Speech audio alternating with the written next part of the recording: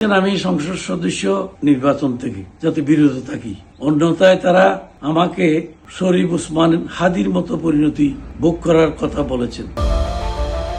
কাফনের কাপড় পাঠিয়ে নির্বাচন থেকে সরে দাঁড়ানোর হুমকি দেওয়া হয়েছে।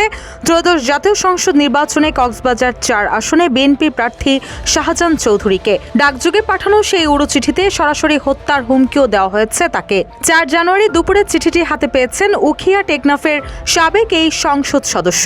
এই ঘটনায় পুরো নির্বাচনী এলাকায় নতুন করে নিরাপত্তার শঙ্কা তৈরি হয়েছে।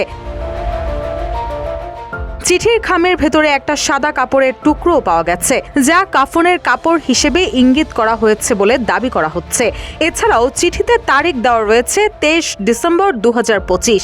এতে প্রেরক হিসেবে ব্যাটালিয়ন ৭১-এর কক্সবাজার আঞ্চলিক কোঅর্ডিনেটর মুমিনুল আলমের নাম উল্লেখ করা হয়েছে। চিঠিতে বলা হয়, আশা করি নির্বাচন নিয়ে ব্যস্ত আছেন।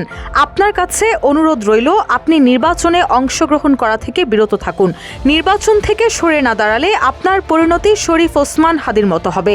আপনার জন্য একটি কাফনের কাপড় উপহার হিসেবে পাঠালাম। এছাড়াও চিঠিতে আরও দাবি করা হয় যে শাহজাহান চৌধুরীকে ২৪ ঘণ্টা কিলিং স্কোয়াডের নজরদারিতে রাখা হয়েছে।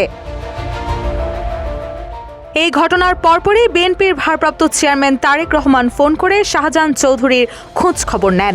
শাহজাহান চৌধুরী বলেন, দলের প্রধান তারেক রহমান সার্বিক সহযোগিতার আশ্বাস দিয়েছেন, তবে তিনি বর্তমানে চরম নিরাপত্তাহীনতায় ভুগছেন বলে জানান। এছাড়াও উড়ো চিঠি প্রসঙ্গে আইনি ব্যবস্থা নিতে থানায় একটি সাধারণ ডায়েরি করা হয়েছে বলেও জানান তিনি। উখিয়া থানার ভারপ্রাপ্ত কর্মকর্তা নূর আহমেদ বিষয়টি নিশ্চিত করে বলেন, জিডিটি গ্রহণ করা হয়েছে এবং নিরাপত্তা জোরদারে প্রয়োজনীয় ব্যবস্থা নেওয়া হবে।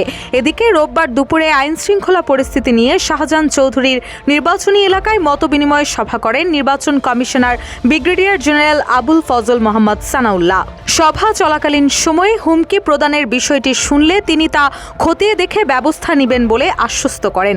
অন্যদিকে এই ঘটনায় এলাকায় উদ্বেগ ও উৎকণ্ঠা বিরাজ করছে বলে জানিয়েছেন স্থানীয়রা। নির্বাচনী পরিবেশ এবং প্রার্থীদের নিরাপত্তা নিশ্চিত করতে প্রশাসনের কার্যকর ভূমিকার দাবিও জানিয়েছেন স্থানীয় রাজনৈতিক নেতারা। রুশা সুর, নিউজ ডেস্ক, ইত্তেফাক।